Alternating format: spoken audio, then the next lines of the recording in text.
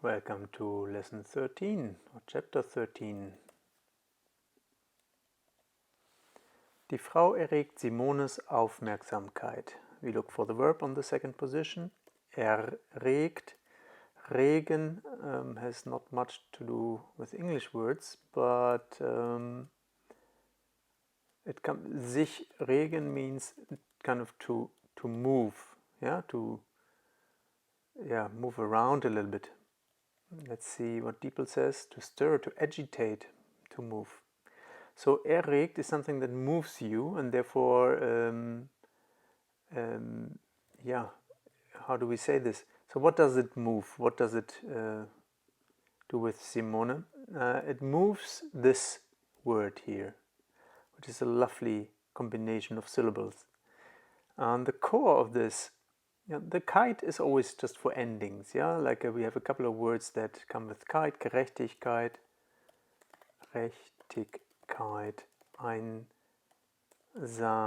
and here we have the Sam again, kite. So that is there to build feminine nouns. You don't have to really remember that for now. So what we need is this merk first, and merk reminds me of Merkel. Is related to merken, which means to recognize, to feel. Ich merke nichts means I feel nothing. So it has to do something that moves us, that is related maybe to feeling, sensing things. It makes us feel or sense up. So something that moves us, and what that is of course, it starts with an A in English as well. Attention. I don't know where this actually comes from, possibly also tension in a way, but you would have to look this up. So it's an attention. The Sam ending is a beautiful one. You can see that here with einsam. We don't have too many. We have aufmerksam, as you can see above. We have zweisam, which is a rare word. I think it is related to the Polish sama, which means self. And you also have same in English, which is also related to this. I'll do an extra video about sam, because it's such a beautiful little word and found in other languages. So, die Frau, you hopefully understand by now, the woman moves or gets Simone's attention. Aufmerksamkeit, erregen should be get attention. Let's see what Diepel says, just to make sure. Attract attention, get attention. And I hope this helps you to see how beautiful the German language is under the top layer. Next sentence. Simone macht einen kleinen Scherz.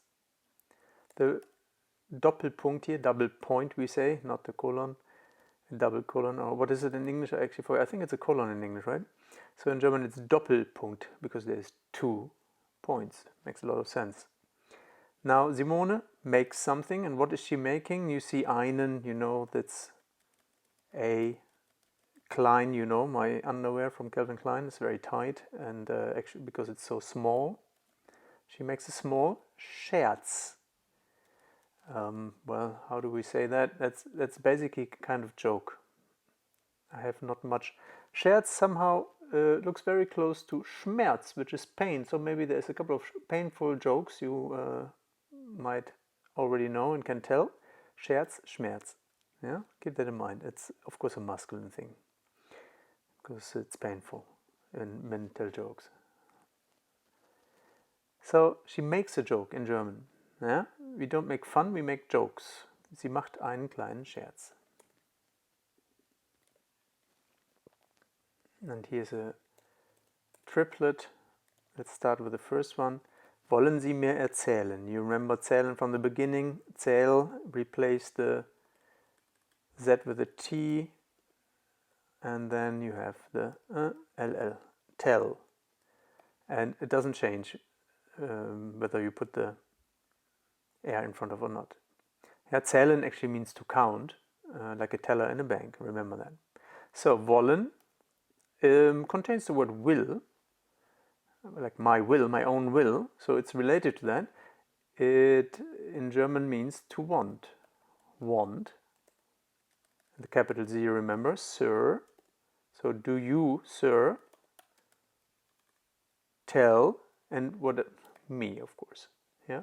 And if you cut it off, you see, oh, me. Do you want to tell me? Want you, yeah? So in German, we never say do you.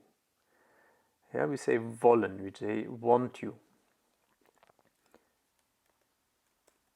Then what do you want to tell me? Das, with double S, remember, means that. And you remember when, if there is no capitalized word following directly das, it has to be written with two S's.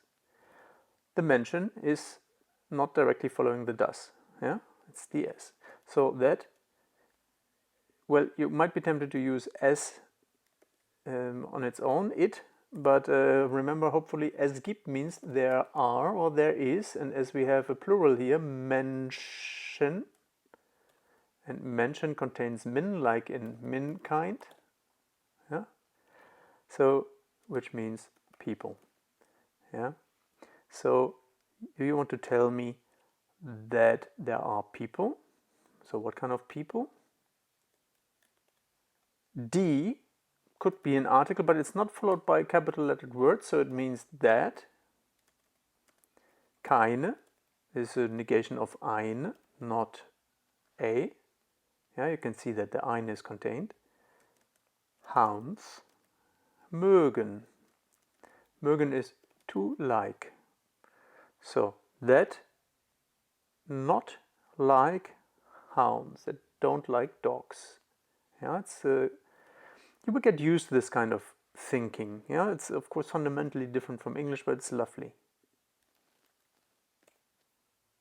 After all, if you wanted to learn a language that's similar to yours or the same as yours, where would the fun be in that?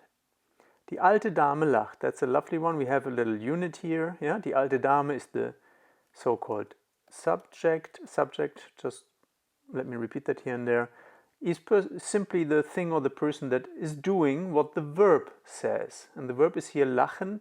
Looks almost like in English. Yeah, lach, laugh. This, you see the similarity. CH turns into GH. So the old lady, the old dame, laughs. A simple one following. Ja, solche Menschen gibt es. We have again es gibt, there are. It's a very common thing. You should really, I will repeat it so often you will not forget it. There are, yeah, at the end. However you want to do this. So ja is clear. Yes. Solche is almost like in English, S, CH, and we have the word. Mankind again, people, there are. Yes, there are such. Solche. Solche. You see the similarity to such, I hope. So, yes, such people, there are. You could also possibly try exist. Yeah, es gibt basically also means they exist.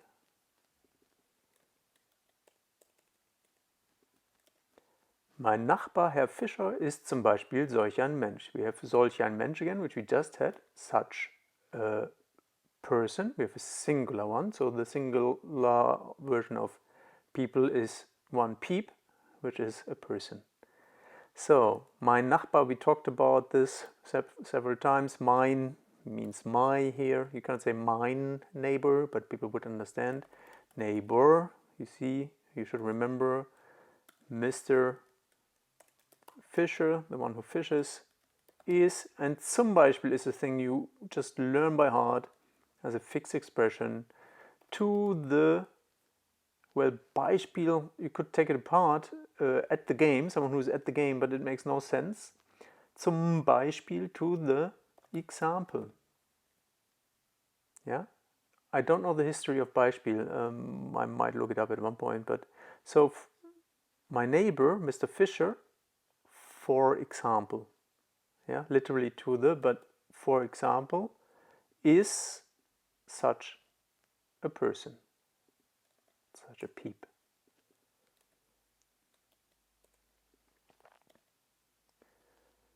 Der kann Tiere einfach nicht ausstehen. Verb second position, kann, and with kann you know there is usually, in 99% of the cases, another verb at the end.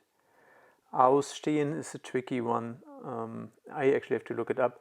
Well, it means not to like or to like, but there might be a more precise word in English. Nah, doesn't work. So, etwas ausstehen können, oder ich kann ihn nicht ausstehen. It's usually with kann, and it means to like. Yeah? And here we have a nicht ausstehen, so to like, not. So, what does he not like? Well, Tiere, remember my tears when animals are treated badly, so he doesn't like animals. Einfach, we ignore. And the subject, funny enough, is this one, not the Tiere. Tiere would be plural and that would require können, but that's not the case here.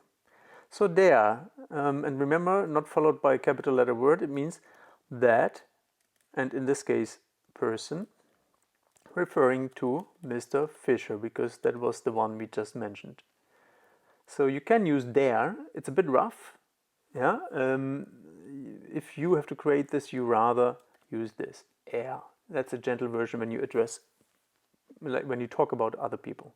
But der is possible, der, it's colloquial, it's when the person is not around.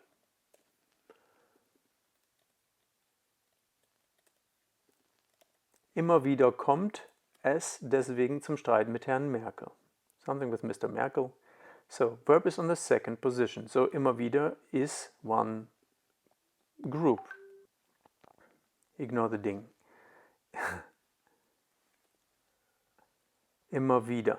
And you remember the book I recommended, Embassy Town, they navigate through the immer, which is the ever, or the always. Yeah?